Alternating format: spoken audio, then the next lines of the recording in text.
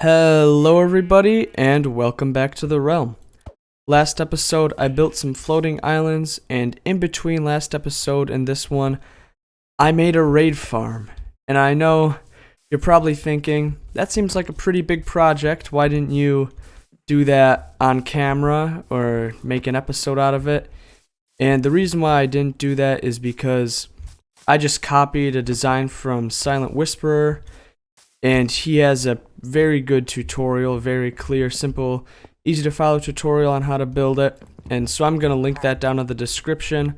I didn't just want to remake his video, but I ran it a few times, and there's some pretty good loot in here, like Feather Falling 4. I'm actually going to grab this just because that's a good book. There's a ton of books, enchanted gear, potions, emeralds, totems, and this is only for running it for, I don't know, maybe an hour, maybe a little less. But it's very simple. Basically, the pillagers will spawn in here, and then you flick this lever. I don't actually want to kill him, because actually I don't think he's a captain, so it won't start a raid, but I'm not trying to run it right now. Basically, you just turn this on, and it is a trident killer. It'll kill him, which will give you bad omen, and then you go up some big old scaffolding line,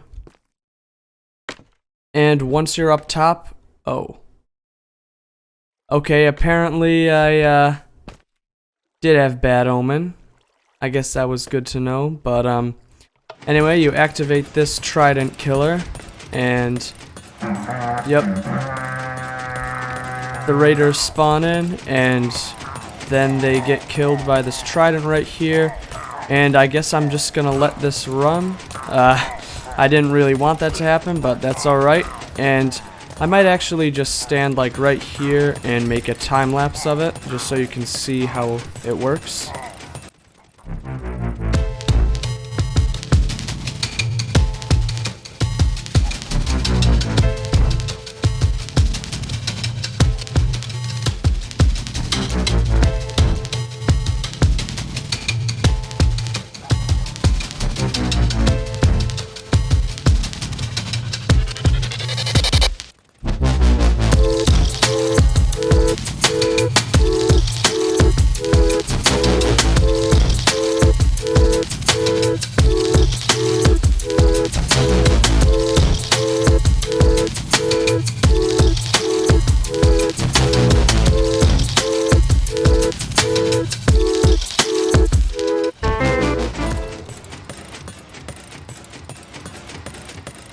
And that's how it works. So yeah, pretty good, and I didn't really want that to happen, but that's alright. I guess it was good that you could see how it works.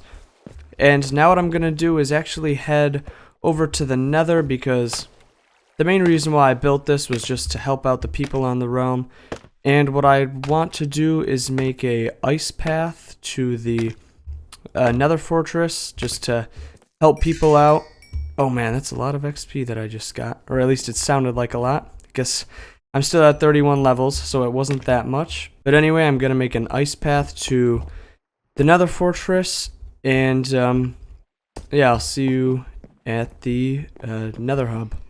Alright, so here we are at the Nether Hub, and the fortress is down this way, but there's really not a good way to make a diagonal ice path unless you just have a really large amount of ice, and I don't really want to gather, you know, all that. So I think what I'm gonna do is, well, I'm gonna have to walk down there to see where the coordinates are, and then I'm gonna make a path with a 90-degree turn to get to it, and then that way I can just always be going straight on the boat. And I think that it'll be faster anyway. Even though this is a more direct shot, I still think it will be faster on the boat. So yeah, right now I'm just gonna walk down to the end of this, and now that I have the coordinates, I can just dig a path to here.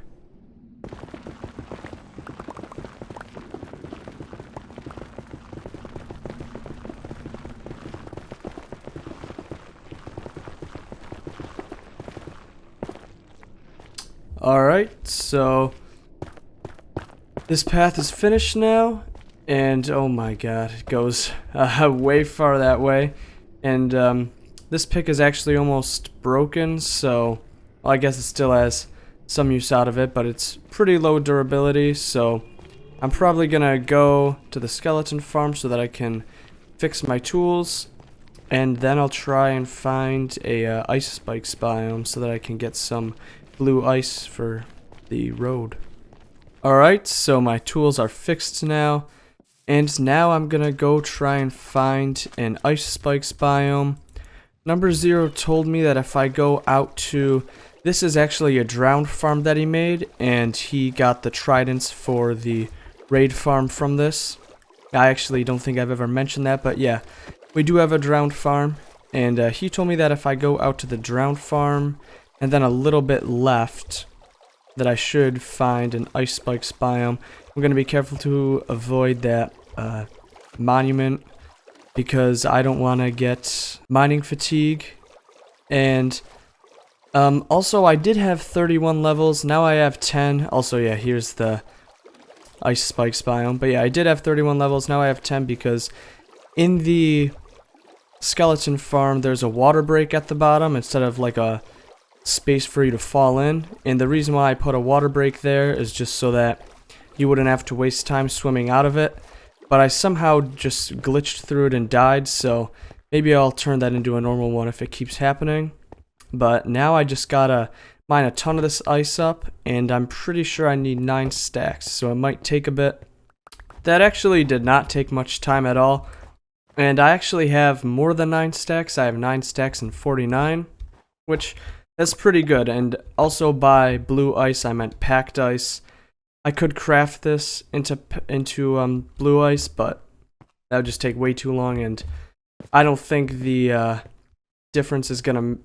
speed difference is gonna matter that much.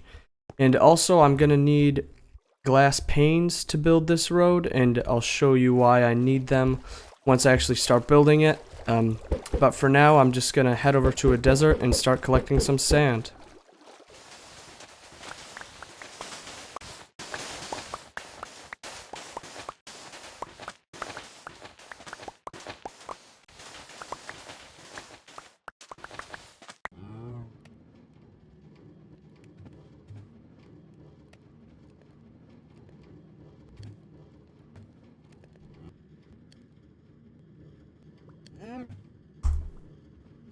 Alright, now that I have a bunch of glass panes, I can actually start building the road. And the way that I'm gonna do it is I'm gonna build it in a way where I'm actually only gonna need ice on one side. So I only need half the ice, and what I'm gonna do on the other side is take some deep slate and turn it into slabs.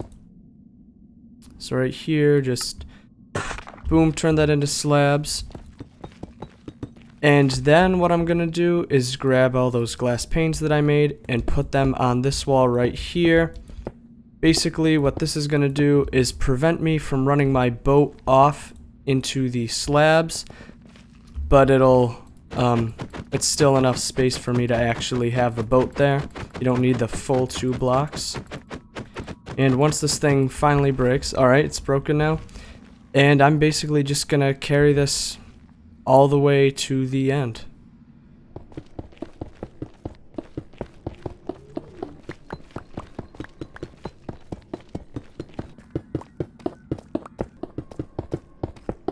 Alright, it's finished now, and I also decided to add a chest with some boats in it just in case someone came here without boats and wanted to use it. And I think what I'm gonna do now, I think this might be kinda cool, is I'm going to do a test. I'm gonna time how long it takes for me to get from here to the fortress while sprint jumping like that in the diagonal, and I'll time how long it takes me to do it on the ice road just to compare and see.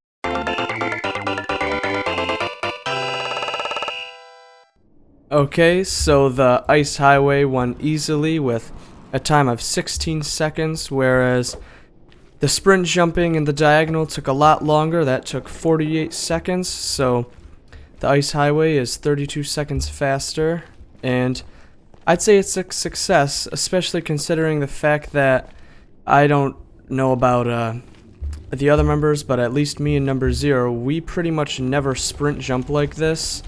I always just normally walk, which that would be even slower than 48 seconds. So, yeah, I'd say that the ice highway is a definite success. Also, one thing that I wanted to do before the end of this episode is rename this shop right here to Bam Canes, because we sell sugarcane and bamboo in it. Well, I guess we don't sell it, we just give it out for free. And this name was recommended by Pasish, so thank you to them for giving me that idea. And also I figured it might be kind of nice to put a bamboo for the Bam Canes sign on the other side, since both of them are in the shop. And I also wanted to take some time to make a change to the toggle circuit that I have under this bridge, because it's okay right now, but every time that I want to extend it, I have to wait for the button to come up and then it will extend, which doesn't sound that bad, but it's a little bit inconvenient. And also, if I'm ever like running from mobs at night, I'm like, oh no, and then you wait here a second and then you can go. So yeah, it's not the most ideal, and I actually came up with a circuit that will not have a delay, and it does use the same principle as this, but it is a little bit different, and it actually only uses 1 dropper instead of 2. So let me just build this quick right here. We have 1 facing up and then 1 going out to the side, and then you take a hopper and put it into the bottom dropper. Also, I'm gonna need to grab some blocks here. There's some stone right here. Did not put that in my inventory slot, or in my hotbar, and then put it like that just so that when a block gets spit out here, it'll go to the right place. I actually may have wanted to put this forward a little bit. It's fine, I can maneuver around. And then this is where the buttons come in. Let's go like that. And if I put I'm just gonna put an andesite because I'm probably not gonna use it, or maybe a seed. You know what, that's perfect. I'll use a seed. Then I need a comparator right here. Let's dig all the... Oh, crap.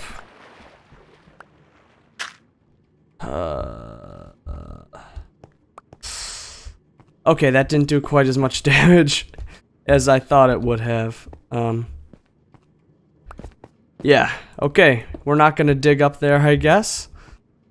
And let's see, I just put this comparator in right here. Repeater. I'm actually going to need some more redstone, so I'm going to go grab that. Alright, now I have the redstone, and also I shifted this forward a bit because it was too close to this circuit right here. And now I can just connect it to the bridge circuit. Also, it's pretty important that you have a repeater right here. Just put it 1 tick back and have that going into the dropper with the seeds in it.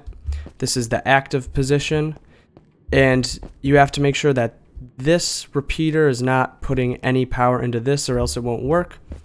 Then basically what you do, you hit this and the seeds spit out into the dropper. And I accidentally picked them up, but normally I wouldn't be here to pick them up. And now they're in the bottom dropper, and if you hit this again, then they'll go up into the top one and it'll activate the bridge. So if I break this, not with my fist, oh man, there we go. So if I come up here and just hit the buttons up here, it should go away much quicker and go out much quicker. Let's see.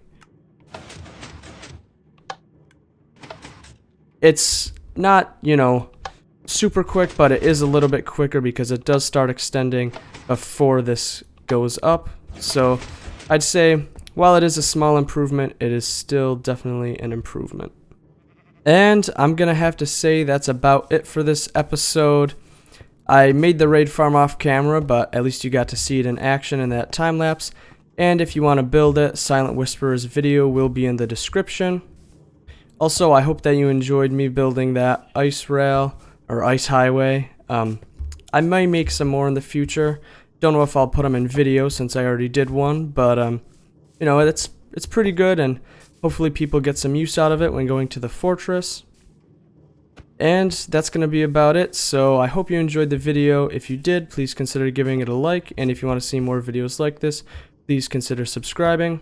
And that's all for this episode, so I will see you in the next one.